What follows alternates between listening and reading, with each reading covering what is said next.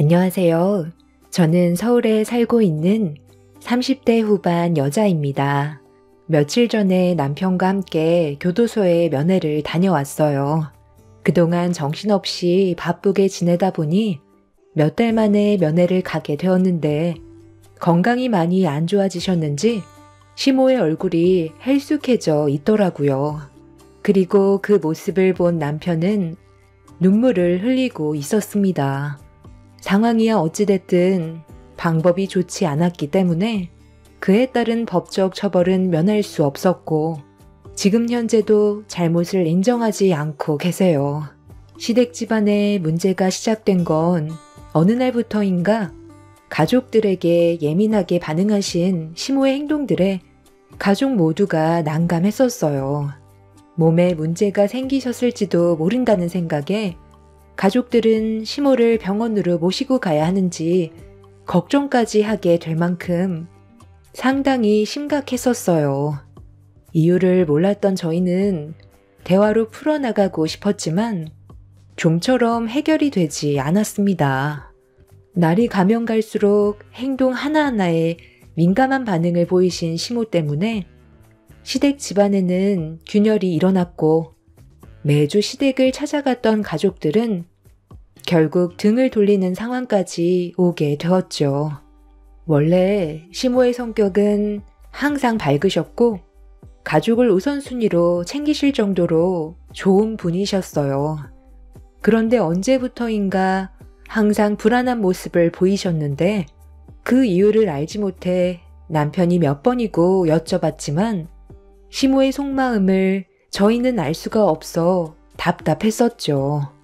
얼마 뒤 가족 모두가 시모의 기분을 좀 풀어주려고 시댁에 방문을 했었는데 그날은 평소와는 좀 다르게 시모가 조용하시길래 좋게 넘어가는 듯 싶었어요. 시부가 돌아가시고 홀로 외로우셨는지 많이 예민해지신 듯 보였지만 저희가 노력하는 만큼 시모의 기분을 풀어드릴 수 있을 거라 생각했었어요. 그래서 주말에 가끔 시댁에 가던 걸 좀 더 자주 찾아뵙게 되었던 거죠. 시모가 가지고 있는 감정이나 속마음을 전부 다 알 수 없었기 때문에 노력 외에는 딱히 할 게 없었어요. 저희 부부는 시모가 외로우셔서 날카롭게 변하신 것 같아 개인적으로도 시댁에 갔었어요. 노력에 비해 크게 변한 건 없었지만 그래도 언젠간 시모가 다시 예전처럼 밝은 성격으로 돌아오실 수 있을 거라는 희망 하나로 힘든 상황을 이겨내고 있는데 조용하셨던 시모는 또다시 일을 터뜨리셨고 집안의 분위기는 순식간에 안 좋아졌어요. 그날은 그래도 좋게 넘어갈 줄 알았는데 제 예상과는 다르게 시모의 흥분은 쉽게 가라앉지 않았습니다. 어머님, 제발 그만 좀 하세요. 계속 이러시는 거 저희도 지친다니까요. 제가 뭘 어쨌길래 물을 한 바가지 퍼서 제 얼굴에 뿌리는 건데요. 너야말로 지금 무슨 짓이냐?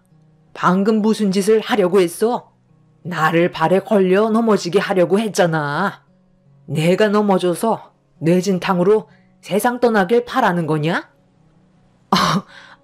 뭐라고요? 아니, 어떻게 그런 생각을 하실 수 있으세요? 움직이다가 살짝 부딪힌 것뿐인데 제가 돌아가시길 바라고 있었다고요? 주말에 쉬지도 못하고 어머님 댁에 와서 시간 보내드리고 있는데 결국 돌아오는 건 이런 거예요? 최근 들어 어머님한테 상처 많이 받았어도 항상 저한테 잘해주셨던 기억 때문에 참고 있었지만 저도 이제 더 이상은 못하겠어요. 이렇게 사는 거 지긋지긋하고 시댁에 올 때마다 어머님 눈치 보면서 시간 보내는 거 그만하고 싶어요. 너 말 다 했니? 누가 보면 네가 피해자인 것처럼 말하는데 다리를 걸었던 건 너였고 하마터면 테이블 모서리에 머리를 부딪힐 뻔했다고. 어머니, 이제 그만하세요. 이 사람이 실수였다고 하잖아요. 서로 좁은 길을 지나다 보면 발에 걸려 넘어질 수도 있는 건데 뭐 그런 거 가지고 그러세요. 너도 똑같아. 엄마 편을 들어주기는커녕 자기 마누라 편만 들어주는 거 보면 자식 새끼 키워봤자 아무 소용없다는 거 여기서 드러나는 거야. 엄마가 세상을 떠날 뻔했다고 말을 했는데 어떻게 나에 대한 걱정은 조금도 안 할 수가 있는 거니? 너도 엄마가 세상 떠나길 원하고 있는 거지? 꼴도 보기 싫으니까 당장 나가. 엄마, 왜 그래요 진짜. 좋은 마음으로 왔는데 얼굴 붉힐 필요 있어요?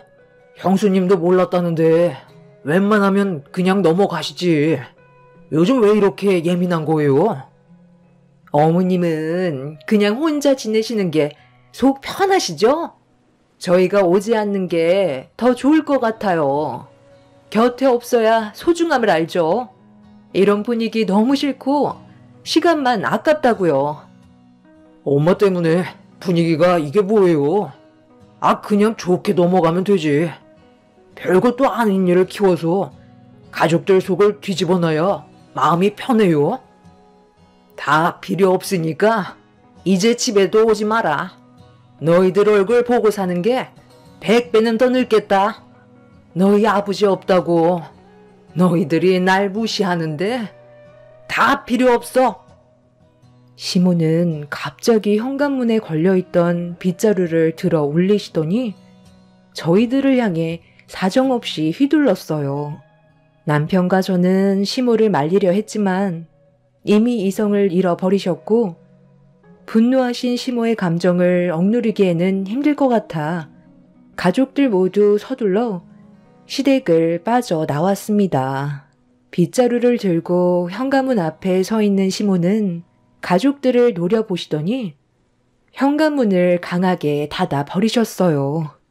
그날은 그래도 좋게 넘어가는 듯 싶었지만 큰형님과의 마찰로 인해 또다시 서로에게 상처만 남기게 되었고 두 형님 내외는 2번 다시 시댁을 찾지 않겠다면서 집으로 돌아가 버렸습니다. 저희도 좋지 않은 감정이었기 때문에 어느 정도 시간이 필요했었어요. 그렇게 가족 모두는 한동안 시댁을 가지 않게 되었고 시모가 어떻게 살던 신경조차 쓰지 않았어요. 그리고 1달 정도 시간이 흘렀을 때 큰 아주버님이 가족 모두를 불러 모았습니다. 인연을 끊겠다는 말을 했었지만 그건 쉽지 않다는 걸 알기 때문에 앞으로 어떻게 해야 될지 고민을 풀어나가게 되었죠. 1달간 각자 많은 생각을 했겠지만 내가 이 집안의 장남으로서 얘기하자면 혼자 계신 어머니는 요양병원으로 모시는 게 좋을 것 같아. 저렇게 지내실 바엔 그게 차라리 좋은 방법 아니겠소? 인연 끊겠다고 했지만 신경 쓰이는 건 사실이잖아. 언제까지 이런 식으로 살아갈 건데? 다들 너무 지쳤잖아. 저도 그렇게 하는 게 좋겠어요. 이러다 나중에 더 큰 피해가 올지도 모른다고요. 지금의 어머님은 제정신이 아니세요. 정신적으로 문제가 있다니까요. 도대체 왜 저러시는 거야? 이유를 알아야 해결 방법을 찾을 거 아니야. 무조건 화부터 내시는 거 보면 아버지 돌아가시고 정신병이 생긴 것 같아. 자식이 3이나 있는데 큰형은 요양원에 모시자고 하고 둘째 형은 엄마를 정신병자 취급하니까 집안이 제대로 돌아가겠소? 엄마가 왜 그러시는 건지 시간을 내서 진지하게 대화할 자리를 만든 적도 없었잖아. 내가 그런 자리를 만든다고 했을 때도 큰형은 내가 막내라고 무시하기만 하지 형이 직접 해결할 생각은 없었잖아. 둘째 형도 마찬가지야. 엄마를 병자로 취급하면서 하루빨리 돌아가시는 게 속 편할 것 같다는 말이 입 밖으로 나와? 어머, 그래서 서방님은 잘했다는 거예요? 정작 본인도 해결한 건 아무것도 없으면서 왜 이 사람한테 탓을 돌리는지 모르겠네요. 이 자리는 누굴 탓하려고 만든 자리가 아니에요. 혼자 계신 어머님을 앞으로 어떻게 해야 할지 고민을 하는 자리라고요. 얼굴 붉히고 싶지 않으니까 서로 조심하죠. 여기서 어머님한테 제일 이쁨 받은 사람이 막내 동서였던가? 요즘 들어 막내 동서도 우리랑 별반 다를 것 없는 대우를 받고 있긴 하지만 그래도 어머님이 막내 동서를 좋게 봐주시니까 대신 가서 얘기 좀 진지하게 나눠보는 게 어때?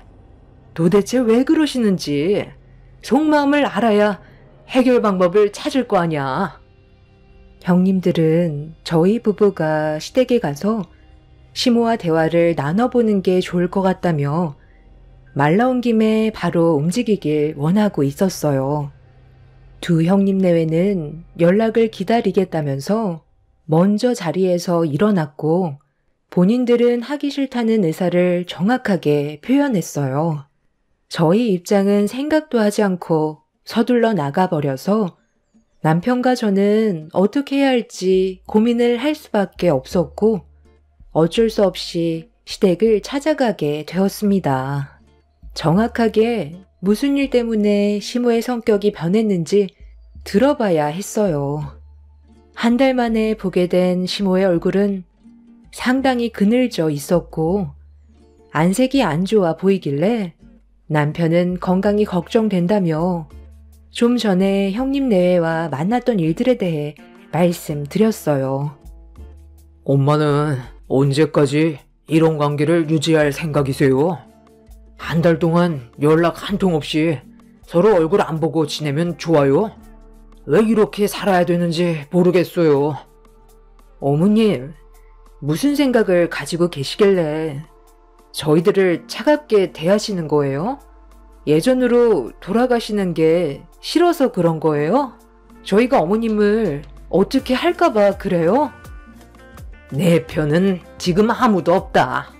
누구도 믿고 싶지 않고 나 혼자 살아갈 거니까 너희들도 이제 그만 와라. 살다 보니 알겠더라고. 자식 새끼들 다 키워봤자 믿을 놈 하나 없다는 걸 너무 잘 알게 됐거든. 너희들도 내 앞에서는 걱정하는 척만 하는 거지 속으로는 하루라도 빨리 세상 떠나길 원하고 있잖아. 내가 떠나야 이 집이며 재산 전부 다 가져갈 수 있으니까 그걸 바란다는 거 내가 모를 줄 아니? 가식적인 너희들의 얼굴 보고 싶지 않으니까 그만 돌아가라. 어머님, 무슨 일 있으셨어요? 왜 그런 생각을 하세요? 저희가 언제 어머님 재산 탐낸 적 있었나요? 아버님 돌아가시고 심리적으로 많이 불안해지신 것 같은데 그런 생각 안 하셔도 돼요. 저희는 어머님이 건강만 하셨으면 좋겠어요.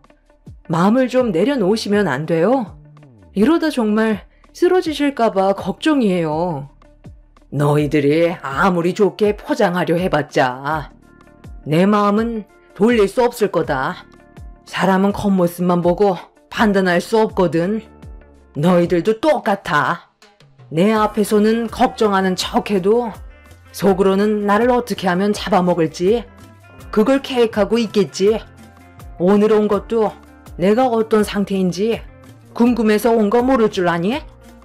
시모와의 대화 자체가 되지 않았어요. 모든 행동과 말투를 의심하면서 저희가 시모를 헤아려 둔다고 생각하고 있는 것 같아 보였습니다. 처음에는 최대한 좋게 풀어보려고 노력을 했지만 시모가 계속해서 안 좋은 감정을 표출하다 보니 저희도 조금씩 지쳐가기 시작했어요.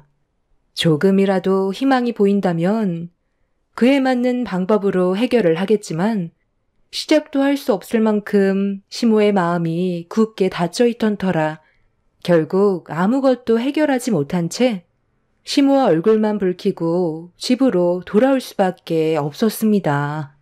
그리고 이런 상황들에 대해 남편이 두 시숙에게 설명을 하면서 방법이 없을 것 같다는 말을 하게 되었습니다. 남편도 시모를 요양원에 모시는 걸 생각하고 있었어요. 그 이유는 시모가 집에 혼자 계시면서 아무것도 드시지 않고 계셨는지 냉장고에 있던 음식들이 전부 상한 채로 그대로였거든요. 저도 그런 상황들을 보게 되니 차라리 요양원에서 생활하시는 게 심적 안정을 되찾으실 것 같아 남편의 의견을 존중해주고 있었습니다. 그렇게 한참 동안 2시수개의 통화를 끝낸 남편은 시모를 요양원으로 모시기 전에 식사 자리를 한번 만드는 게 좋을 것 같다며 시댁의 출장 뷔페를 알아보게 되었고 남편이 거의 모든 준비를 하게 되었죠. 저는 하필 그때 출장 중이라 늦은 시간에 도착 예정이라 남편이 신경을 쓸 수밖에 없었어요. 두 형님 내외도 각자 사업을 하기 때문에 미리 도착할 수 있는 상황은 아니었죠. 출장을 가 있는 동안 남편이 제 딸을 봐주면서 식사 준비를 하게 되었고 시모도 어느 정도 분위기 파악을 하셨는지 별말이 없으시다면서 실시간으로 시모의 기분 상태를 저에게 알려주었습니다. 최대한 서둘러 모든 일정을 끝낸 뒤 시댁으로 향했어요. 제가 출장 온 곳에서 삼청동 시가까지 3시간 정도는 쉬지 않고 달려야 도착할 수가 있었죠. 가는 동안에도 남편이 걱정돼서 별일 없냐고 물어보면 시모는 제 딸과 시간을 보내고 계시다면서 거의 도착해 갈 때쯤 출장 뷔페도 도착했다는 소식을 듣게 되었고 두 형님 내외도 때마침 왔다며 저만 가면 오래간만에 가족 모두가 한자리에 모이게 되는 상황이었습니다. 그날만큼은 기분이 상하는 일이 있더라도 최대한 좋게 풀어나가기로 서로 약속까지 했었어요. 그렇게 제가 제일 늦게 시댁에 깜짝 도착했을 때 눈앞에 펼쳐진 광경에 경악을 하게 되었고 충격적인 상황이 펼쳐져 심장이 철렁 내려앉아 버렸네요. 시댁에 도착하자마자 눈에 들어온 건 시모가 제 딸에게 화를 내고 있었어요. 어떤 상황이었는지 전혀 모르던 상태라 서둘러 차에서 내려 대문을 열던 그 순간 시모는 식구들 밥상에는 손도 대지 말랬는데 왜 손을 가져가냐고 8살밖에 안 된 제 딸 앞에 놓여있던 30접 정도 되어 보이는 반상을 그대로 깨빡치면서 화를 내셨습니다. 제 딸이 그런 시모의 모습에 너무 놀랐는지 울음을 터뜨렸고 제가 뭐하는 짓이냐고 시모에게 달려가 어깨를 밀친 뒤 저도 모르게 이성을 잃어버려 시모의 뺨을 치려던 그때 믿을 수 없는 대반전이 눈앞에 펼쳐져 버렸어요. 그대로 주저앉은 시모는 눈물을 흘렸고 저는 당황하고 말았습니다. 지금 이게 다 무슨 상황인 거예요? 왜 아주버님이랑 형님들이 다 쓰러져 있는 거예요? 어머님, 울고만 계시지 말고 무슨 말이라도 좀 해보시라니까요? 그이는 지금 어디 갔어요? 영진이는 내가 창고에서 나오지 못하게 열쇠로 잠가버렸다. 나는 내 손녀를 지키기 위해 반상을 엎어버린 것뿐이야. 이걸 먹였다면 위험해질 수 있었어. 그게 무슨 말이에요? 알아듣게 설명을 좀 해주세요. 지금 당장 119에 연락부터 해야 되겠어요. 지금 다들 쓰러져 있는 상태에서 거품을 물고 있잖아요. 쟤들은 세상 떠나도 싸. 내 막내 아들과 너도 의심을 하고 있었는데 오늘 너희들은 아무 상관없다는 걸 알게 됐거든. 그래서 영진이는 창고에 잠깐 둔 것뿐이다. 쟤들이 나한테 무슨 일을 저지르려 했는지 알아? 오늘 이 식사 자리가 나를 요양원에 보내기 위해 마련된 자리라며? 그것까지는 나도 충분히 받아들일 수 있었어.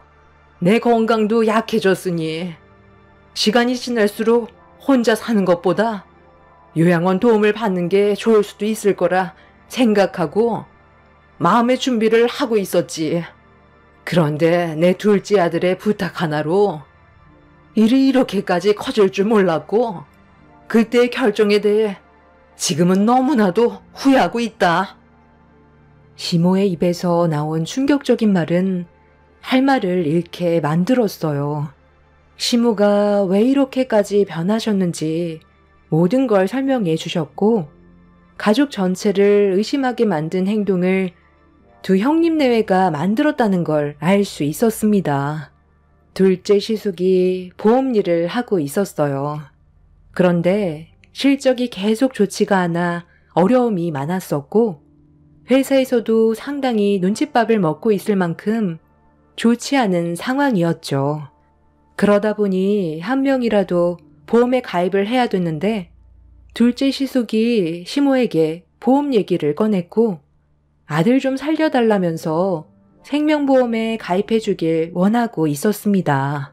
시모는 마음에 내키지 않았지만 아들이 힘들다고 하소연을 하니 어쩔 수 없이 생명보험을 가입해줄 수밖에 없었습니다. 그리고 이 생명보험이 가족 간의 불화를 만들어버린 주범이었고 시모가 왜 그렇게까지 민감하게 다른 사람처럼 행동을 하셨는지 알 수가 있었어요. 첫째 형님과 둘째 형님이 함께 운영하던 사업이 어려워지자 경제적인 부담이 커지면서 돈 문제로 힘든 상황을 겪게 되었는데 시모의 건강이 약해지다 보니 요양원 얘기가 나왔고 돈이 많이 부족했던 두 형님은 요양원을 꺼려하고 있었어요. 그런데 둘째 시숙이 시모의 생명보험에 대한 얘기를 하기 시작하면서 두 형님 내외는 계획을 세우기 시작했던 거였죠. 처음에는 시모가 몇 번 다칠 뻔했던 적이 있었지만 대수롭지 않게 넘겼었는데 날이 가면 갈수록 대범해지는 두 형님 내외의 행동들에 뭔가 느낌이 좋지 않다고 생각하면서 행동 하나하나 조심하고 있었을 때 두 형님 내외의 대화를 엿듣게 되었고 시모를 해하려 했다는 걸 알 수 있었습니다. 그때부터 시모는 하늘이 무너져 내릴 만큼 충격을 받았던 터라 예민해질 수밖에 없던 거였어요. 그리고 가족 전체를 믿지 않게 되었던 거죠. 이런 상황들을 전혀 모르고 있었던 저와 남편은 시모의 성격이 왜 갑자기 변했는지 이해를 하지 못했던 거고 두 형님 네들은 하루라도 빨리 시모를 세상 떠나게 하기 위해 치밀한 계획을 세웠던 거였어요. 그날 식사 자리가 끝나고 요양원으로 모시는 길에 둘째 시숙의 지시대로 교통사고를 위장한 범행을 만들려 했었고 이런 계획을 몰래 듣게 된 시모는 자식들의 배신에 화가 머리끝까지 치밀어 올라 음식들에 냄새가 나지 않는 농약을 뿌려버렸던 거였습니다. 이런 사실을 전혀 알지 못했던 두 형님 내외는 결국 음식을 먹다가 쓰러져 버리게 된 거였습니다. 그리고 제 딸은 음식에 농약을 탔는지도 모르는 상태에서 손을 대려 했던 거였고 시모는 그걸 보곤 화들짝 놀라 반상을 엎어버렸던 거였죠. 저는 그런 상황들을 알지 못한 채 시모에게 화를 냈었고 이런 상황들을 전부 다 알게 된 이후 어떻게 대처를 해야 될지 모르겠더군요. 저는 일단 서둘러 119에 신고를 한 뒤에 도움을 요청했고 이 문제로 시모는 경찰서에서 조사를 받게 되었습니다. 이런 사실을 알고도 창고에서 나오지 못한 남편은 자기 자신을 한탄하면서 가족들을 지키지 못했다는 거에 오열을 하고 말았어요. 시모는 자신의 몸을 지키기 위한 행동이었다곤 하지만 너무 큰 일을 저질러 버리셔서 상황은 심각하게 흘러가고 있습니다. 결국 두 형님 내외는 자신들의 이득을 취하기 위해 범행을 저지르려 했지만 되려 당하게 되었고 둘째 시숙 빼고 아직까지도 깨어나지 못하고 있는 상태입니다. 시모는 이 일로 인해 징역을 면하지 못했어요. 자식을 위해 보험에 가입을 해줬다가 돌이킬 수 없는 결과를 가져오게 되었고, 남편은 둘째 시숙의 행동들에 대해 화가 치밀어 올랐는지 깨어난 시숙에게 분노를 표출하며 화를 냈지만 시숙은 눈 하나 꿈쩍하지 않았어요. 늙으면 어차피 가는 거. 우리가 금전적으로 많이 힘든 상황일 때 알아서 일찍 가주면 얼마나 좋아. 혼자 힘드시니까 우리가 알아서 편하게 보내드리려 했던 거였는데 그게 뭐 잘못됐어? 네가 우리 집안 사정을 전부 다 아는 건 아니잖아. 먹고 살기 힘들다 보면 원래 그런 생각 다 하게 되는 거야. 그렇다고 보험금 때문에 형을 낳아준 엄마를 헤아려 들어? 그 돈이 있어도 그만, 없어도 그만인 돈인데 왜 그런 계획을 내서 엄마를 분노하게 만든 거야? 나 지금 면회 다녀왔어. 엄마가 얼마나 힘들어 하는지 알아? 형의 그 욕심 때문에 엄마가 얼마나 실망을 많이 했겠냐고. 배 아파 낳은 자식 애지중지 키워놨더니 보험금 타먹으려고 자기를 낳아준 엄마를 헤아려 했다는 걸 뒤에서 전부 다 듣게 됐을 때 그 마음 조금이라도 생각해봤어? 형 자식들이 나중에 커서 똑같이 그런 짓을 저지르려 했다면 마음이 어떨 것 같은데? 하도 사정이 힘들다고 엄마한테 보험 하나 들어달라고 했으면 감사하게 생각해야지. 상황을 이렇게까지 만들었어야 돼? 지금 큰형이랑 형수님들 아직까지 깨어나지 못하고 있어. 형이 모든 상황의 시작이니까 혼자 모든 벌을 다 받으라고. 그렇다고 자식한테 농약을 취하게 한 엄마도 제정신이 아니지. 징역 그거 몇 년 안 되잖아. 어찌됐든 엄마가 저지른 행동도 잘한 건 아니니까 처벌은 받고 나오시든 거기서 생을 마감하시든 하라고 해. 어차피 이 일로 인해 우리와의 관계도 끝난 거 아니야? 일이 이렇게까지 될 줄 몰랐는데 우리 가족 전체가 생명보험 들어있는 거 알지? 너랑 재수씨 빼곤 전부 다 들어있는데 깨어나봤자 장애를 안고 살아갈 바엔 차라리 이참에 세상 떠나면 보험금은 타먹을 수 있겠네. 나 쉬어야 할 것 같은데 언제까지 여기 있을 거냐? 스트레스 받게 하지 말고 그만 나가봐라. 너희들은 잘 먹고 잘 사니까 이런 걱정은 안 해봤겠지. 둘째 시숙은 추가적인 조사가 이루어졌고 생명보험 때문에 범행을 저지르려 했던 원인 제공자였기 때문에 처벌을 면하기는 어려운 상황이었어요. 살면서 돈 때문에 집안이 한순간에 무너질 거라곤 전혀 상상하지 못했었는데 일이 이렇게까지 되어버리니 돈이 무섭다는 걸 또 한 번 깨닫게 되었습니다. 앞으로 어떻게 살아가야 할지 모르겠어요.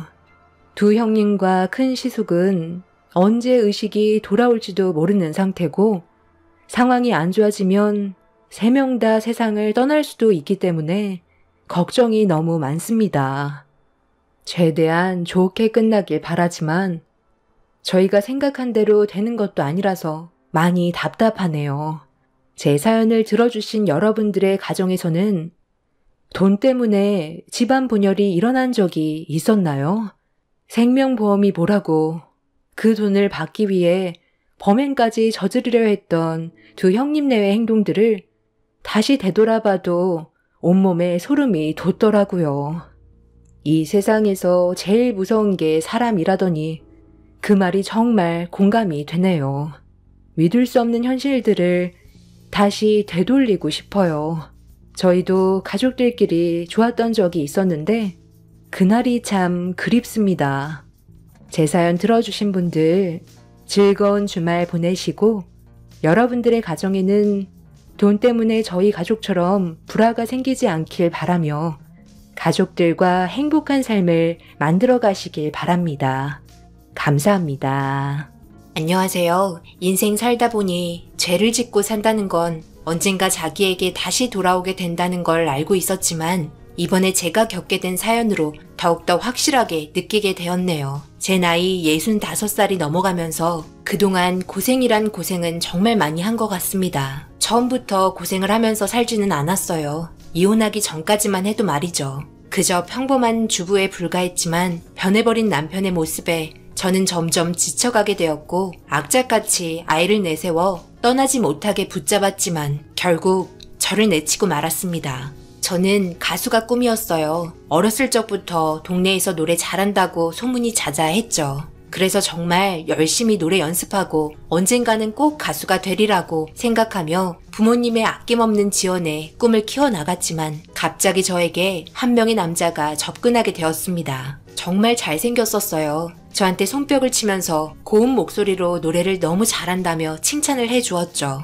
안녕하세요. 지나가다가 목소리가 너무 좋으셔서 잠시 멈춰서 듣다 보니 저도 모르게 빠져들어가서 이쪽으로 발걸음이 옮겨졌네요. 한 곡만 더 부탁드릴 수 있을까요? 오늘 아니면 들을 기회가 없을 것 같아서요. 멀리 떠나거든요. 부탁드립니다. 저에게 칭찬을 해주는 남자의 부탁에 열심히 노래를 불러줬고 다음에 꼭 돌아온다면 그때 정식으로 만남을 이어오고 싶다는 뜬금없는 고백에 남자라면 1도 몰랐던 저는 기분이 너무 좋아 고개를 끄덕이고 말았습니다. 얼굴이 빨갛게 달아올라 수줍게 도망쳤던 그때의 기억들, 과거의 추억은 지금도 제 가슴을 뛰게 만들었습니다. 그 남자는 제 앞에 진짜로 다시 나타났고 달달한 미소로 저번에 약속한 대로 만나보고 싶어 찾아왔으니 자기의 고백을 받아달라며 한쪽 무릎을 꿇고 어디서 급하게 뜯어서 온 몇 송이의 꽃을 저에게 내밀었습니다.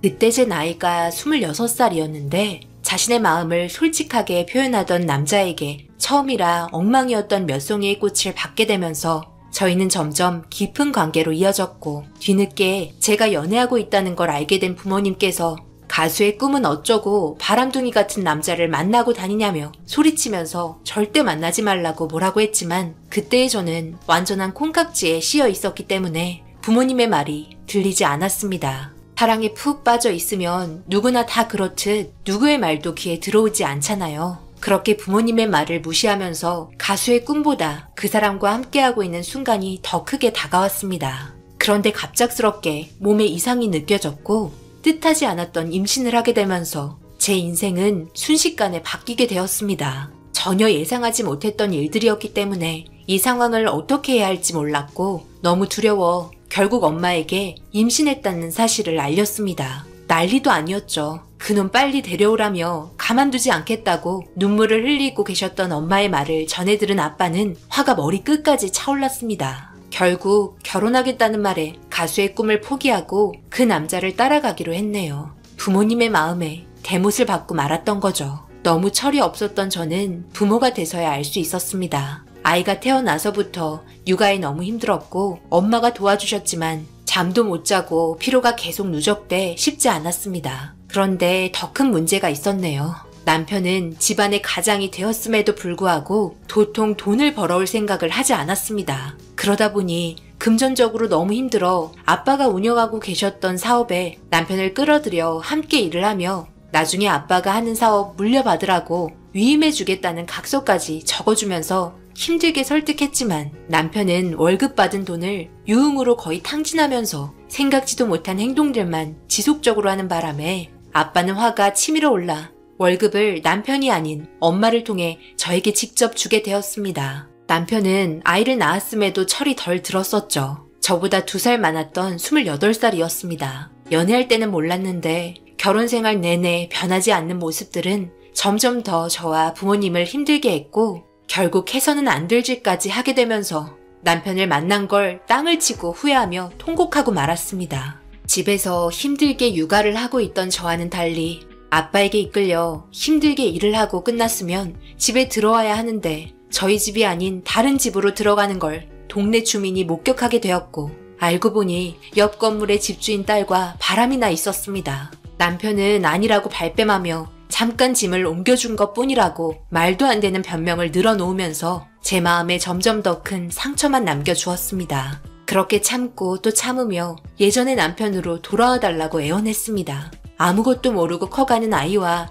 지쳐있는 저와 부모님을 생각해달라고 붙잡았지만 자기도 열심히 하고 있는 거라고 오히려 화를 내면서 집에 있는 자체가 너무 숨이 막히고 아이 우는 소리도 듣기 싫다며 화를 내자 남편의 다리를 붙잡고 나가지 말라고 하염없이 눈물을 흘렸습니다. 그러자 남편은 술김에 저에게 해선 안 될 행동까지 하면서 제 얼굴이 손바닥 자국으로 팅팅 부어올라 돌이킬 수 없는 상처까지 남겨버리고 말았네요. 다시 과거의 시간으로 거슬러 올라가 모든 걸 원래대로 되돌려 놓고 싶었습니다. 제발 꿈에서 깨어나게 해달라며 하늘에 기도했지만 제 삶은 변하지 않았습니다. 그런 남편 꼴도 보기 싫어 차라리 혼자인 게 오히려 마음 편할 것 같아 부모님께 이혼한다고 털어놓았고 제 말에 부모님께서 당장 집에 갈 테니 둘 다 집에 붙어 있으라는 말에 저는 남편을 붙잡고 원하는 대로 이혼해 줄 테니 부모님 오실 때까지 기다려 달라니까 그제서야 웃으면서 소파에 앉아 기다리고 있었습니다. 그런데 진작 집에 왔어야 할 충분한 시간인데도 부모님이 집에 오지 않아 걱정되는 마음에 안절부절 못하고 있을 때 전화기가 울렸습니다. 수화기를 들고 귀에 대자 부모님이 아닌 병원에서 온 전화였고 부모님께서 빗길에 교통사고로 돌아가셨다는 충격적인 말을 전해 듣게 되었습니다. 전화기를 떨어뜨리고 털썩 주저앉으니 남편은 믿지 못하겠다는 얼굴로 저를 일으키고 부모님께서 계신 병원으로 향했습니다. 아이를 업고 병원에까지 가는 게 정말 힘들더군요. 제정신이 아닌 상태에서 아무것도 모르는 아이까지 책임을 져야 하니 너무 막막하고 이렇게 일이 벌어진 게 모두 남편 탓이라 생각돼 그동안 사랑했었던 마음은 이제 분노만 남아 있었습니다. 병원에서 보게 된 부모님의 모습에 정신을 차리지 못할 정도로 너무나 힘들게 버티고 있는데 남편이 뱉은 말은 정말 충격적이었네요. 그럼 앞으로 회사는 내가 운영을 해야 하는 건가? 그때 각서 썼잖아. 무슨 일이 생겼을 시 나한테 운영권을 넘긴다는 각서. 그럼 이제 내가 사장이네. 앞으로 돈 좀 만질 수 있겠는데 오래간만에 부모님 뵙고 올 테니까 장례식 좀 미리 진행하고 있어봐. 우리 부모님도 어차피 오시라고 해야 하잖아. 그래도 장인 장모 돌아가셨는데 더군다나 이제 내가 사장이면 더욱더 우리 부모님 신경 써야 하니까 먼저 장례 진행하고 있어. 저녁 늦게 올 거야. 거리도 꽤 멀어서 여기서 저녁 먹기는 그러니까 외식하고 올게. 뭐라고? 완전 정신이 나갔구나. 외식을 하고 와? 지금 어떤 상황인지 알면서 그래? 사장? 네가 회사에 얼마나 몸을 담갔다고 그래? 아빠가 힘들게 이러는 회사를 아무런 힘도 들이지 않고 가지려 하는 거야? 당장 나가. 너도 필요 없고 너희 부모님 안 오셔도 되니까 내 눈앞에서 사라져. 이혼해 주겠다고. 네가 하고 싶은 대로 하고 살아. 알겠어? 다시는 내 앞에 나타나지 마. 결국 꾹꾹 눌러왔던 감정이 터지게 되었고 남편은 제가 화내고 있는데도 아무렇지도 않은지 기분 좋은 얼굴로 휘파람을 불면서 밖으로 나갔습니다. 그렇게 혼자서 장례식 진행을 하고 있는데 정말 늦은 저녁에 남편과 시부모님 오셔서는 영정사진 앞에서 펑펑 울기 시작했고 눈물 한 방울 흘리지도 않았던 남편이 오열을 하면서 바닥에 쓰러지는 연기까지 하더니 회사 운영 최선을 다해보겠다며 영정사진을 끌어안고 쓰러지기 일보 직전까지 오열을 하는 모습에 남편을 모르는 사람들은 안타깝다며 위로해주고 있었습니다. 소름이 끼칠 정도로 가식적인 모습에 화가 머리 끝까지 차올랐지만 부모님의 장례식 망치고 싶지 않아 꾹꾹 눌러 참았고 그렇게 장례식이 모두 끝나자마자 남편은 쉴 수 없다며 비장한 표정으로 회사의 출근 도장을 찍었습니다. 회사에는 남편과 아빠가 서로 적었던 각서의 내용이 회사 공지란에 붙어 있었고 그에 따른 운영권은 남편에게 넘어갔습니다. 이런 상황을 부정하고 싶었지만 아빠의 사인과 도장이 찍혀 있었기 때문에 손쓸 방법을 찾지 못했고 변호사를 찾아가 이런 상황에 대해서 대화를 해봤으나 각서의 효력이 있는 만큼 경영권은 우선적으로 남편에게 갈 수밖에 없다며 저에게 좌절을 안겨주었네요. 어떻게든 법적으로 하려고 해도 소용없어. 여기에 증거가 있잖아. 장인어른과 함께 작성한 각서가 있는데 변호사 만나러 다니면 뭐해? 그리고 사인 나한테 경영권이 주어지는 건 당연하지. 나 믿고 지켜봐주면 안 되는 거야? 나도 이제 사장이야.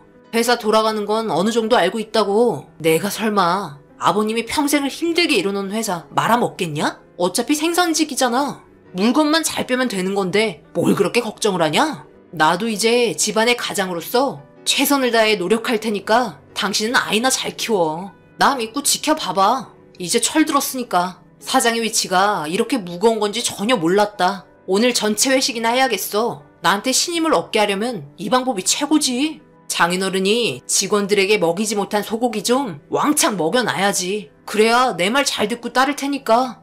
하지만 사장이 된 후 처음에 가졌던 열정들은 얼마 지나지 않아 시들해졌고, 어떻게 하면 직원들 월급은 적게 주면서 자기 손에 최대한 많은 돈을 가져갈 수 있을지 다른 쪽으로 머리를 굴리기 시작했습니다. 그러다 보니 당연히 직원분들의 불만이 쏟아지기 시작하면서 제품의 품질에도 문제가 생겨 거래처들까지 하나둘 계약을 파기하는 일이 발생되었네요.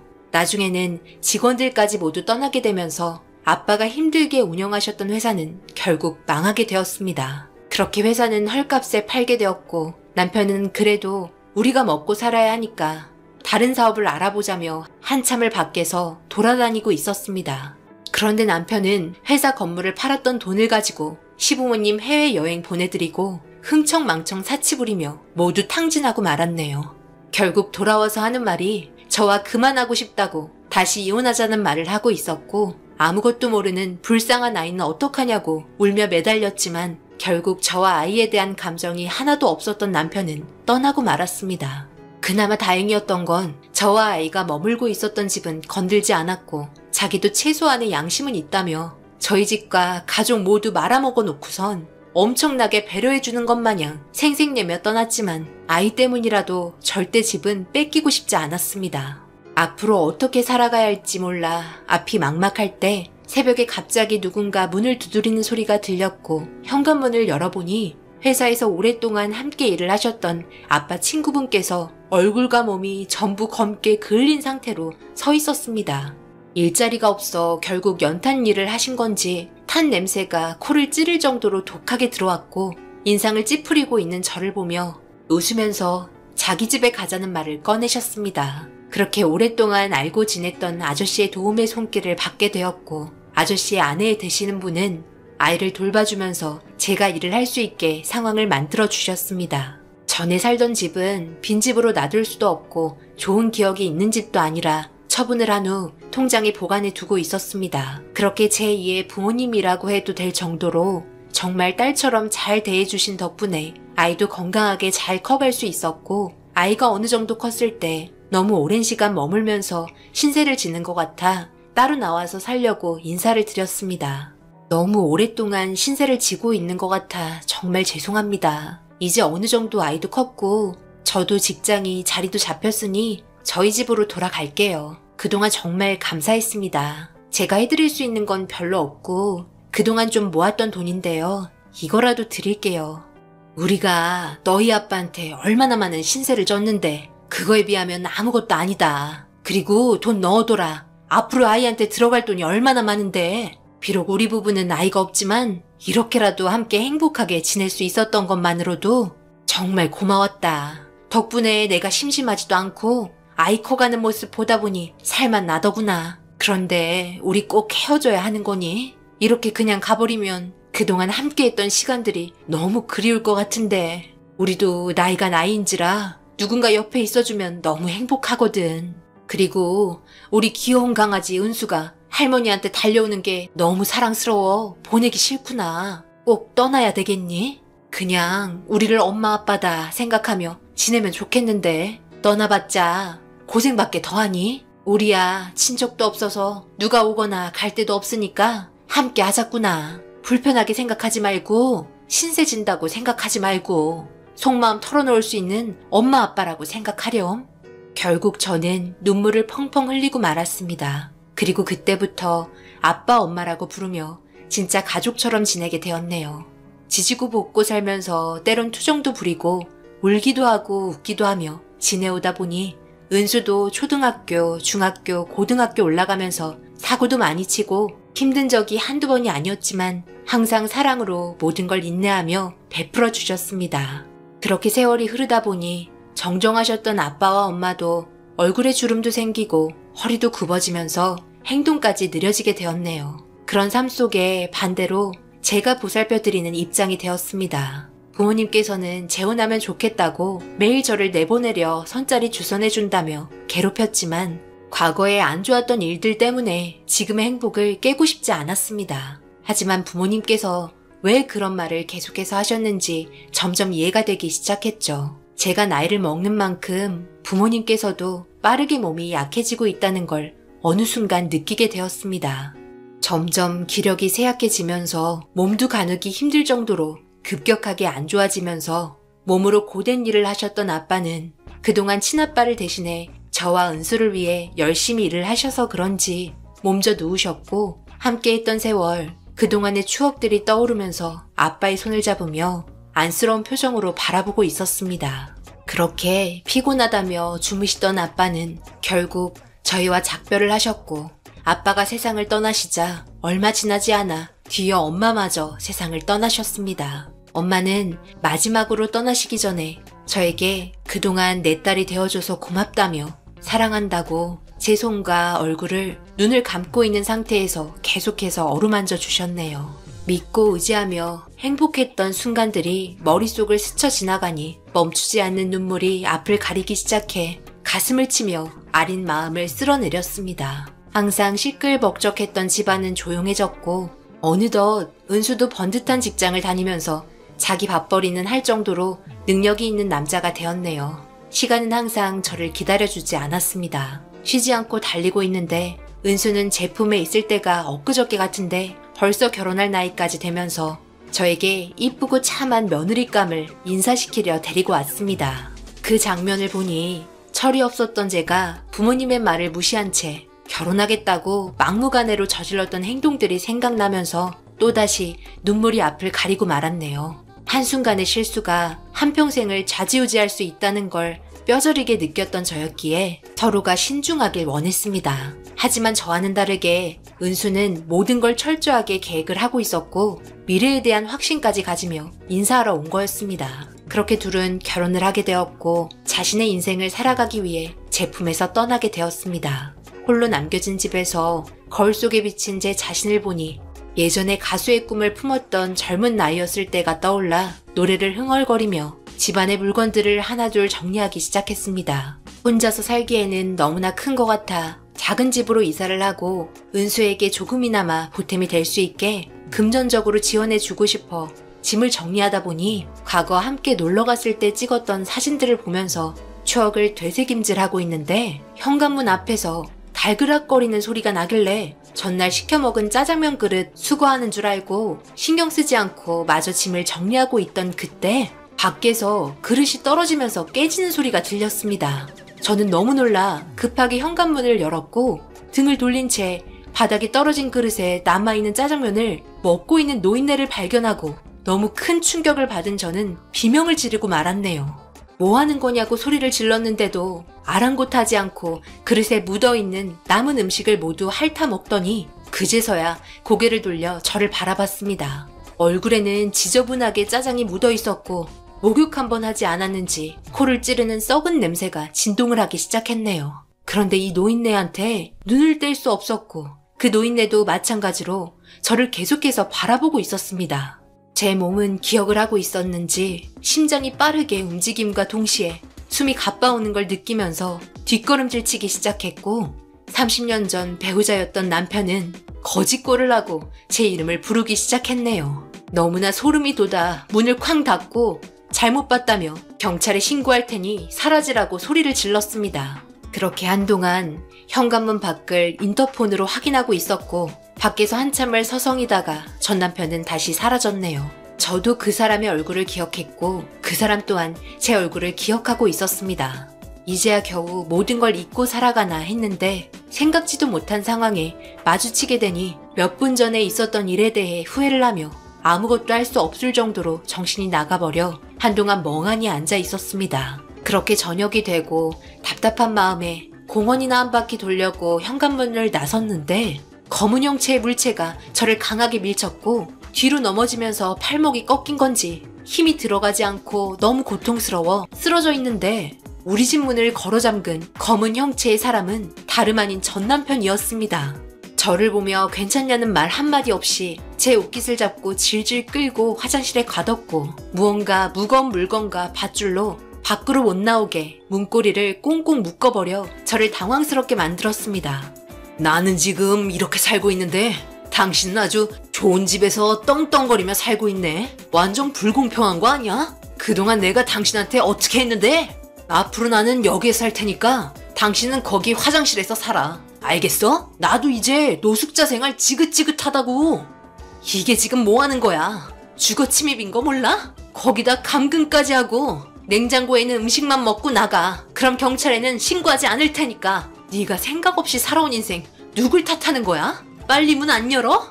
니까짓 게 나한테 소리치는 거야? 나 좋다고 따라다니다가 인생 망친 주제에 이제 와서 좀 살만하니까 나한테 명령질이야? 네가 뭘 알아? 너랑 이혼하고 나도 잘 살고 있었다고.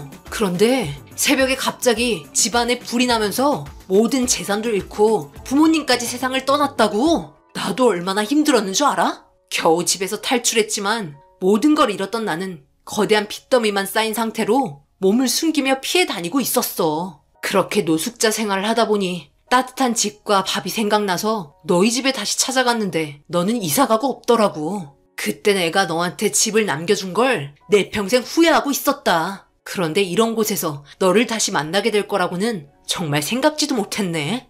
너 때문에 내가 그동안 힘들었던 거 생각하면 평생을 갚아도 모자라. 그러니 너는 앞으로 평생 동안 내 수발이나 들면서 살면 되는 거야. 알겠어? 여기에서 숨어 살면 사채업자들에게 들킬 일도 없으니 딱 좋네. 따뜻한 집과 음식들 얼마나 오랜 시간 꿈꿔왔던 삶이었는지 몰라. 허튼 수작하지 마. 쥐도 새도 모르게 이 세상에서 사라지게 해줄 테니까. 전 남편이 저에게 과거에 있었던 일들을 말하던 중 저는 충격적인 사실 하나를 알 수 있었습니다.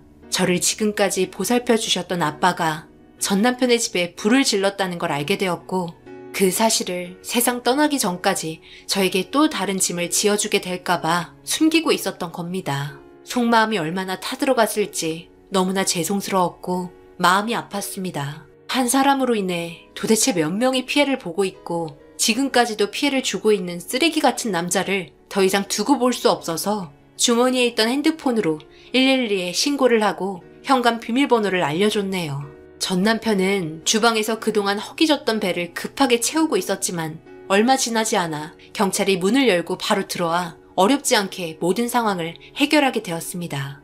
전 남편은 소리치며 저를 보곤 가만두지 않겠다고 난리를 치면서 연행이 되었고, 팔목이 다친 저는 일단 병원부터 들어가 상태를 확인했네요. 전 남편이 급하게 들어오면서 저를 밀쳤고 그로 인해 팔목이 부러지는 상황까지 오게 되었죠. 변호사를 선임해 남편이 저지른 일에 대해서 상담을 하니 주거 침입에 저를 밀치면서 팔목이 부러졌기 때문에 폭행죄가 성립이 되었고, 거기에 감금, 협박까지 집안의 물건을 허락 없이 취득한 점에 대한 재산 피해까지 합해져 3년의 징역을 계획대로라면 그 정도 받는 거였죠. 그런데 그게 끝이 아니더군요. 전 남편은 저희 집에 들어오기 전부터 다른 빈집들을 털어가며 금전적인 취득을 했던 정가가 엄청나게 있어 총 7년의 형벌을 받게 되었습니다. 결국 모든 일처리는 아들이 도와주었지만 저런 남자가 자기 아빠였다는 거에 충격을 받았는지 정신적으로 많이 힘들어했네요. 상황이 어찌되었든 이렇게라도 감옥에 썩게 돼서 제 마음이 조금이나마 편해진 건 사실입니다. 그동안 저 남자 때문에 여러 사람들이 피해봤던 걸 생각하면 지금도 화가 치밀어 오르니까요. 그 사람에게 마지막으로 면회장 가서 한마디 하고 나왔습니다. 내가 너 같은 놈이 잘 먹고 잘 사는 꼴은 도저히 볼 수 없지. 너는 나와 아들을 지키지 못했고 우리 가족과 너희 가족도 지키지 못했어. 평생을 그렇게 숨어서 살아. 누구한테도 눈에 띄지 말고 그냥 그렇게 사는 거야. 먼지처럼. 어디 가서 하소연할 생각도 하지 말고 어설프게 복수할 생각도 하지 마. 그냥 숨만 살살 쉬면서 살아. 그게 네가 할 수 있는 전부야.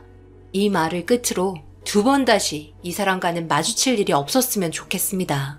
정말 지긋지긋했던 인연 끝내고 싶네요. 지금은 살던 집 처분했고 아들 집 근처로 이사를 왔습니다. 며느리가 임신을 해서 제가 도와줘야 하거든요. 이쁜 딸이라던데 제가 해줄 수 있는 모든 걸 동원해 우리 아들과 며느리가 잘 살아갈 수 있게 도와줄 겁니다.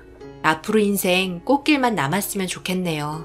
제 긴 인생 사연 들어주신 여러분들, 뜻하지 않은 결과로 인해 좌절하게 되고 모든 걸 놓아버리고 싶을 때 아직까지 당신을 사랑하고 아껴주는 사람들이 곁에 있다는 걸 잊지 마시고 항상 힘내시길 바랍니다. 오늘 하루도 기억될 만한 좋은 날이 되셨길 바랍니다. 감사합니다. 안녕하세요. 저는 올해 65살이고 아들의 충격적인 행동 때문에 이사를 한 상태입니다. 그동안 살면서 순탄했던 적 단 한 번도 없었는데 이번에도 정말 쉽지 않은 결정을 하게 된 것 같아 마음이 참 씁쓸하네요. 그래도 제가 한 결정 후회는 없습니다. 10년 전 이제 막 20살이 된 아들은 항상 목표를 가지고 있었습니다. 성인이 되었을 때 집을 나가 성공할 때까지 돌아오지 않겠다는 다짐을 하며 버텨왔습니다. 저희 집이 많이 가난하기도 했지만 그것보다 아들이 나가려고 하는 더 큰 이유는 바로 저희 남편 때문입니다. 아들 경식이는 어렸을 적부터 정신적으로 많이 힘들었을 거예요. 남편이 그동안 저한테 몹쓸 짓을 많이 했고 그걸 봐오면서 자라왔으니까요. 매일같이 술만 먹으면 사람은 변했습니다. 거기에 더해 지금의 남편은 아들에게는 새아빠입니다. 그래서 더욱더 반감을 산 것 같네요. 처음에는 정말 잘해줬어요. 그래서 아들도 진심을 느꼈는지 많이 좋아했죠. 많은 걸 가진 사람은 아니었지만 먹고 사는 데는 지장 없을 정도로 벌었네요. 그때 아들 나이가 아마 10살 정도 되었을 거예요. 새아빠가 들어오기 전 남편은 아들이 5살쯤 되었을 때 교통사고로 세상을 떠났었기 때문에 친아빠에 대한 많은 기억은 없어서 거의 새아빠에게 의지하면서 살게 되었죠. 그런데 1년이 지났을 시점부터 숨겨왔던 성격이 나오기 시작했고 아빠라고 생각하며 믿고 따랐지만 결국 분노만 남아버린 감정으로 각인되어 버렸습니다. 아들은 그렇게 이를 갈면서 살아간 것 같네요. 아들의 분노하는 모습이 보기 싫었는지 남편은 아들에게까지 손이 올라갔고 저는 그걸 말리느라 실랑이를 벌이다 넘어지면서 식탁 모서리에 머리를 부딪히면서 20바늘을 깨물 정도로 크게 다치고 말았습니다. 아들은 그때부터 절대 용서할 수 없다며 어린 나이였음에도 불구하고 경찰서에 달려가 불안정한 가족 환경에 대해 이야기하면서 제발 아빠를 감옥에 넣어달라며 울고불고 했네요. 저도 그때 당시 아들을 데리고 따로 나와 살려고 했지만 남편은 그때마다 손이 발휘되도록 빌었습니다. 이대로 그냥 나가면 어디서 뭐 하면서 먹고 살게? 내가 잘못했다니까? 그러니 한 번만 봐줄 수 없겠어? 자, 봐봐. 무릎 꿇었잖아. 다시는 술 안 마실게. 술만 안 먹으면 절대 이런 일 없잖아. 내가 한 번만 더 먹으면 그때는 진짜 사람도 아니다. 계획 없이 이렇게 나가는 건 죽으러 가는 거와 다를 바 없잖아. 경식이 데리고 나가면 일자리 하나 제대로 구할 수도 없을 거야. 나 당신 사랑하잖아. 그러니 한 번만 용서해줘. 아들, 아빠가 미안하다. 우리 행복하게 살자. 내가 지금 한두 번 속아? 당신 입에서 다시는 술 안 마시겠다는 말이 100번은 나온 것 같아. 이런 식으로 나도 경식이 데리고 사는 거 힘들다고. 언제까지 당신한테 몹쓸 짓 당하면서 살아야 하는 건데? 이래서 경식이가 정상적으로 커나갈 순 있겠어? 처음에는 엄청 잘해주면서 다가오더니 이제 보니 완전 계획적이었잖아. 그냥 이혼해. 그리고 다시는 얼굴 보지 말자고. 내가 당신 원하는 거 뭐든 다 해줄 테니까 이번이 마지막이다 생각하고 다시 잘 지내보자고. 내 말 한번 믿어봐. 그럼 이 집 내 명의로 돌려주고 당신 통장에 있는 돈 이제부터 내가 관리할 수 있게 전부 다 내놔. 당신한테는 돈이 있으면 안 돼. 그럼 또 술 마시겠지. 내일 당장 내가 말한 대로 하지 않으면 나는 나갈 거야. 그러니 지금 말해. 그렇게 할 거야? 남편은 쉽지 않은 결정이었는지 고개를 떨구고 눈을 좌우로 돌리면서 망설이자 저는 아들 손을 잡고 나가겠다고 액션을 취했고 남편은 당황했는지 결국 다음날 월급 통장과 얼마 되지 않는 허름한 집 명의를 제 이름으로 돌려놨습니다. 그렇게 한동안 조용하나 싶었습니다. 그런데 진짜 얼마 못 가더군요. 개벌은 난 못 준다고 어디서 또 술을 먹고 들어온 건지 온 집안을 난장판으로 만들면서 한바탕 난리를 치고 뻗어서 잠이 들었고 아들은 그런 아빠의 모습을 보면서 절대 용서할 수 없었나 봅니다. 아빠의 행동들이 더 큰 자극제가 되었던 건지 밤낮 가리지 않고 열심히 공부했습니다. 저는 그 모습만 보면서 버텼습니다. 그렇게 아들은 20살이 되었고 지긋지긋한 집에서 나가자며 제 손을 잡고 끌었지만 부모의 입장에서 아들의 앞날을 막을 수 없어 짐이 될까봐 꼭 성공하라며 응원해주고 보냈습니다. 정신적으로 정말 많이 의지했던 아들은 그렇게 떠났습니다.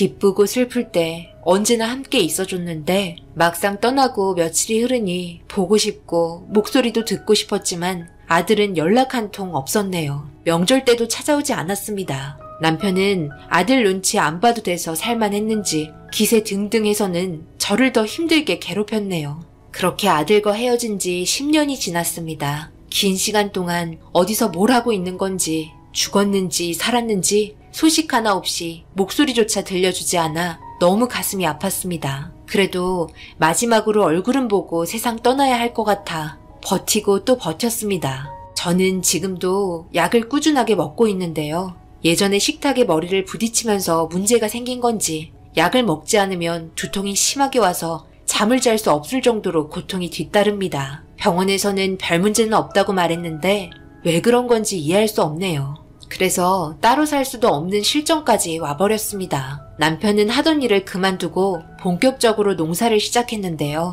예전에 일을 하면서 지낼 때보다 지금이 술을 더 많이 마시네요. 그런데 나이를 먹다 보니 그만큼 기억력도 많이 떨어진 건지 예전에 비해 저한테 손을 대는 건 적어졌습니다. 농사일이 최근 들어 점점 힘들어지면서 그에 따른 스트레스가 저한테까지 이어져 오면서 남편은 다른 방법으로 괴롭히기 시작했네요. 저녁만 되면 두통이 심했던 저를 내쫓았고 그런 모습을 보면서 즐기고 있었습니다. 제정신이 아니었죠. 이제는 정말 따로 살아야겠다고 결심했고 이혼하려고 집에서 나가달라고 했네요. 어차피 이 집 명의도 저로 되어 있는데 제가 왜 이런 식으로 고통을 받아야 하는지 이해할 수 없었습니다. 하지만 남편은 자기가 왜 나가냐는 식으로 배짱 부리며 계속해서 버텼습니다. 저에게는 딸랑 이 집 하나뿐이고 남편에게는 그동안 모았던 재산과 땅들이 있었기 때문에 현실적으로 소송을 걸려고 해도 이 집을 처분하고 나와야 했는데 내놓은다고 해서 허름한 집이 팔린다는 보장도 없어 앞이 막막했네요. 불이 꺼진 천장을 보면서 집 나가는 아들 따라 나설 걸 그랬나 생각하며 그때의 결정을 후회하기도 했었습니다. 그러다 새벽에 또다시 두통이 오기 시작해 약을 챙겨 먹고 잠이 오지 않아 술 먹고 뻗어있는 남편을 흘깃보곤 밖으로 나와 이슬이 맺혀 풀레움이 나는 동네를 걷고 있는데 동이 트면서 안개가 걷혔고 두통이 좀 가라앉아 집으로 돌아와 대문 앞에 있는 의자에 앉아 이제 곧 깨어날 남편을 생각하며 몇 분밖에 안 남은 시간을 즐기고 있었습니다. 그런데 멀리에서 검은색 차들이 제가 있는 쪽으로 오더니 대문 앞에서 멈췄습니다. 저는 당황해서 의자에서 일어났고 그 차들을 경계하며 바라보고 있는데 검은 차 뒷문에서 선글라스를 쓰고 정장 입은 남자가 내리더니 저를 한참 동안 바라보고 있었습니다. 그리고 가까이 오더니 제 손을 잡았고 의문의 남자 입에서 나온 한마디에 너무 놀라 다리에 힘이 풀려 비틀거리니 저를 부축해주면서 다시 의자에 앉혔습니다. 엄마, 제가 너무 늦었죠? 잘 지내고 계셨어요? 못 본 사이 안색이 많이 안 좋아지셨네요. 그동안 정말 보고 싶었어요. 연락 한번 못 드려서 정말 죄송해요. 그렇게 하지 않으면 제 자신이 다시 약해지고 돌아오게 될까봐 전화하지 못했어요. 그래. 정말 다행이다. 엄마는 네가 살았는지 죽었는지 알 길이 없어 정말 답답했는데 이렇게 얼굴을 보게 되니 이제야 마음이 놓이는구나. 그런데 정말 성공했니? 너무 몰라보게 달라졌네. 일단 들어가자. 그런데 여기 있는 사람들은 누구니? 저와 함께 일하시는 분들이세요. 이번에 여기 근처에서 일을 하고 있거든요. 그리고 제가 소개해드릴 사람이 있어요. 제 아내예요. 이 자리까지 올 수 있게 해준 은인이죠. 인사해요. 우리 어머니예요. 안녕하세요. 얘기 많이 들었어요. 이렇게 뵙게 될 거라고는 생각 못했는데 그렇게 이상하게 쳐다보실 필요 없어요. 저희 둘 사랑해서 만난 거고 저는 이 사람에게 제가 가진 모든 걸 다 줄 생각이거든요. 이런 환경에서 자란 남편이 정말 대단할 뿐이네요. 실제로 보니까 집이 그냥 손으로 누르기만 해도 부서질 것 같은데요. 저희가 바빠서 오래 있을 수 없어요. 다음에 다시 정식으로 초대를 해드릴 테니 그때 다시 못다 했던 얘기 했으면 좋겠네요. 지금 너무 놀라셔서 말도 못하시는 것 같은데 이게 지금 무슨 상황인 거야? 아니라니. 경식아, 갑자기 이게 무슨 말이니? 정말 결혼까지 한 거야? 이 사람이랑?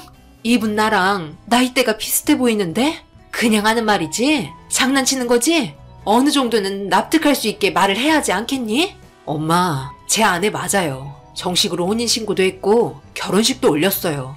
나중에 다 설명할게요. 지금은 너무 바빠서 이만 가볼게요. 갑자기 이게 무슨 일이야? 너 경식이 아니냐? 네가 여기는 어쩐 일이여? 뭐가 이리 헌칠해졌다냐? 이제 효도하려고 온 거야? 아들은 남편의 얼굴을 보곤 순간적으로 놀람과 동시에 분노에 찬 눈빛으로 쳐다보고는 아무 말 없이 차에 올라탔습니다. 그 모습을 보고 남편은 아들이 자기 무시했다고 차 앞에서 난리를 치기 시작했고 차에서 덩치 있는 사람들이 내리더니 남편을 겁주기 시작했습니다. 꽤 위협적으로 다가왔는지 주춤거리더니 집으로 다시 들어갔네요. 그렇게 갑자기 만나게 된 아들과의 첫 만남은 너무나 달라진 모습과 아내라고 인사시킨 저와 비슷한 또래의 여자에 대한 의문만 남긴 채 다시 돌아갔네요.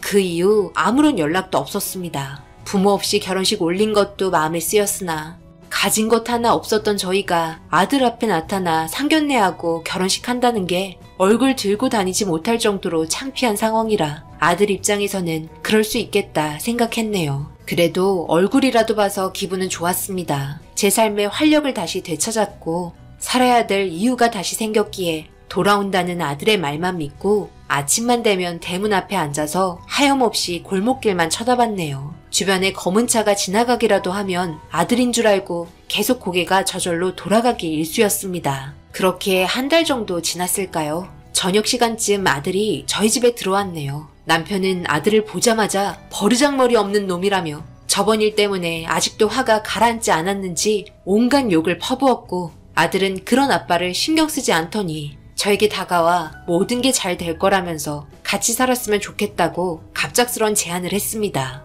엄마, 이만큼 성공한 것도 다 엄마 덕분이에요.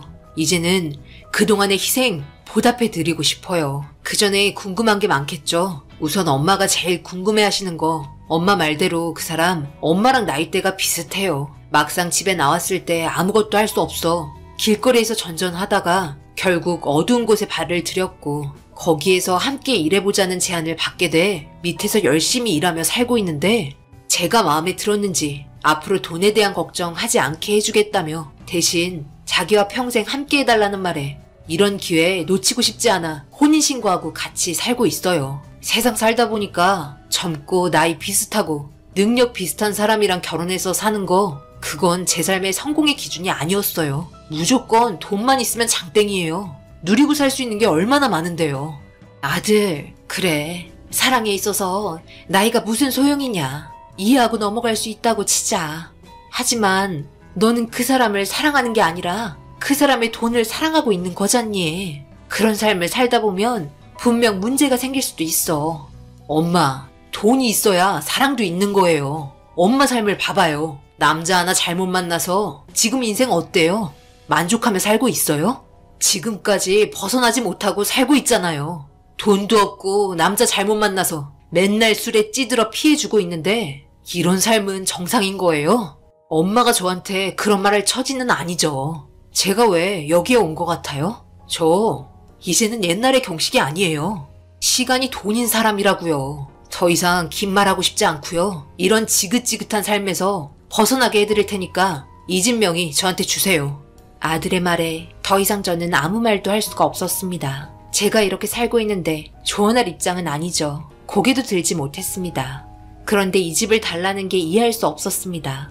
부동산에 내놔도 아무도 거들떠보지 않던 집인데 하지만 아들 생각을 알 수 없고 지긋지긋한 삶에서 벗어나게 해주겠다는 말에 다음날 아들에게 명의 이전해줬습니다. 그리고 저를 차에 태우고 함께 간 곳은 번화가가 있는 아파트였고 앞으로 제가 살 집이라면서 이제부터 돈 걱정 없이 마음 편하게 지내라며 전에 살던 집에 있던 짐들 모두 싹 다 버리고 새 출발하라면서 카드 한 장 주었네요. 갑작스러운 아들의 제안에 기분이 좋은 반면 혼자 남아버린 남편이 동시에 생각이 났습니다. 그동안 살면서 저를 얼마나 힘들게 했는데 지금도 집에 들어가면 힘들게 할 게 뻔할 텐데 왜 생각이 나는 건지 그동안 정이라도 들었던 걸까요? 아들에게는 그래도 꼭 필요한 짐들도 있고 그래도 인사라도 하고 와야 하지 않겠냐고 말하니 아들 입에서 충격적인 말이 나왔습니다.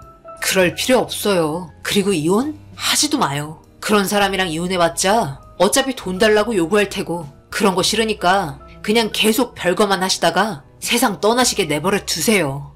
그리고 집은 제 명이니까 알아서 해도 되잖아요. 지금쯤이면 깨끗하게 밀어버렸을걸요? 그 사람한테는 집 제공해줄 필요도 없어요. 자기가 가진 쥐똥만한 땅에서 잘 먹고 잘 살라고 하세요.